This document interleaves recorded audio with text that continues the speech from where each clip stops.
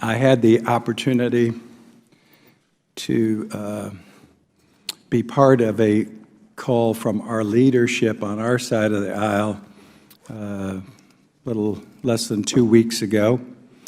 And in that conversation, we talked about the most important issues facing the Congress in the month we'll be in September prior to the recess. And top on the agenda was dealing with the emergency situation on the federal response in the Baton Rouge flood disaster area. And that issue was brought to the conference and leadership attention by Congressman Graves. That conversation took place on a Thursday. On Friday, we made plans for me to visit the affected area, and with the cooperation and direction of Chairman Chaffetz, went down and personally spent most of Sunday and all of Monday touring the area, visiting the affected sites, both on the ground and from the air, meeting with local officials to assess where we were. Chairman Chaffetz has also agreed, because of the emergency nature of the situation we find ourselves in, to have this subcommittee hearing at this point, and I think that's very important that we conduct immediate and thorough oversight, particularly in a disaster of this magnitude. As we all know, on August 11th, 2016, we had a natural disaster in the Baton Rouge area of Louisiana that brought torrential rains, probably a 1 in 1,000-year storm. That storm and the water, which inundated tens of thousands, in fact, we estimate, well, right now we have over 143,000 claims. That storm did incredible damage in a very unique manner. The damage estimates are incalculable right now, but I can tell you that more than 250,000 people have been displaced from their home, and many people are still in shelters. I think yesterday I got the report of over 800 still in shelters. When I was there a week ago, there were 2,000. This is a unique natural disaster in its implications, again, of its size and scope.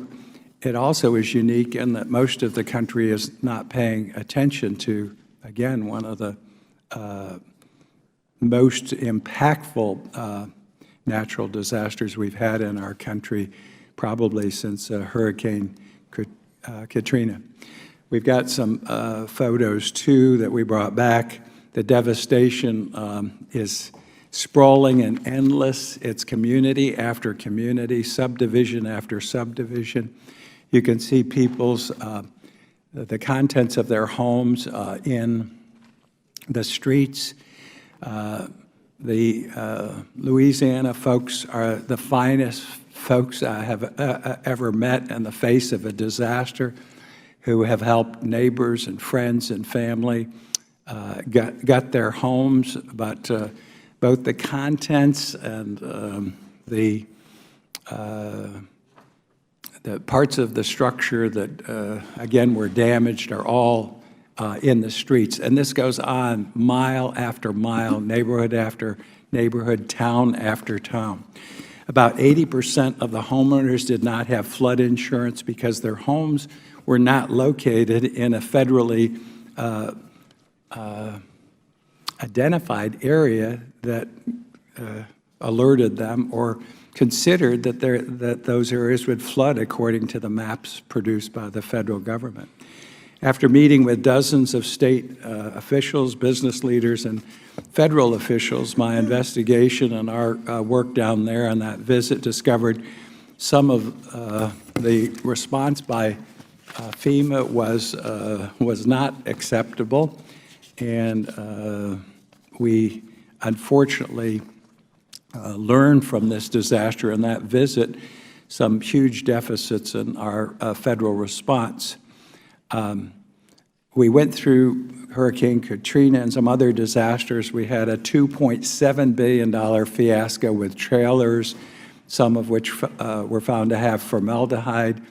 But we spent all that money, time, and FEMA was to be able to address a natural disaster, one of this nature, with some housing. When I arrived more than 2 weeks afterwards, there was one unit, put that photo back up, there was one modular unit that had been constructed. Go back one more.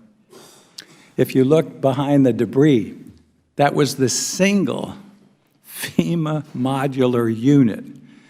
143,000 homes uninhabitable, and 2.1 weeks later, that was the only unit. There were 73 units that were not deployed in a field that I visited, and I was told another 40 in another field, even though 250 sites had been approved for receiving those units. We also found that many problems with those units because first the cost was about $60,000, and then it was about $20,000 to transport and erect those structures. So we had one up, not an acceptable response. FEMA should have learned from the mistakes of Katrina. Unfortunately, they were not ready for this disaster. They did not have housing. As of Friday, I was told there were 17 of those units now up. Again, 143,000 homes uninhabitable, more than 250,000 people displaced, and we had 3 weeks later possibly 17 units. Now, I'm told it may be a lower number, but that is not an acceptable federal response. A constant theme, unfortunately, has been FEMA's non-responsible and responsiveness, and sometimes providing contradictory information. When we visited Denham Springs, met with the mayor, and we'll hear from him, Denham Springs, probably 80% of the structures were affected in that town. Probably 50% of their business area was destroyed, probably will never come back.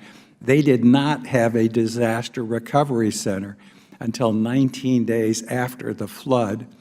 I met with the mayor, and the mayor actually, his contact, point of contact was on a slip of paper he showed me. He finally got a contact almost 3 weeks after the disaster in one of the most hard-hit cities in Louisiana. That's not an acceptable response from FEMA. And then emergency water, we heard repeated stories of FEMA water, which is supposed to be located to go in, took days, 4 to 5 days to actually get there. Only through the good graces and assistance of neighbors and friends did they have fresh water at some of these sites. We need to determine how many leftover or wasted funds from Hurricane Sandy that we could reuse and put towards Baton Rouge. We need to carefully examine all of the things that went wrong with FEMA and correct them for the future. No community or state should endure what has occurred in a federal response to the natural disaster in the Baton Rouge area. I encourage all those dealing with FEMA when I was there, to make certain that they had taken names, got commitment in writing for everything they're going to do, because they've already seen hundreds of people come in from all around the country making commitments, and these people will soon be gone. And already we've had the confusion of FEMA giving certain commitments to individuals and other folks at different levels of FEMA coming in and giving a counter opinion. So we're not in a very good situation. We've got to do better, and I know both sides of the aisle are committed to help in this situation. Let me yield.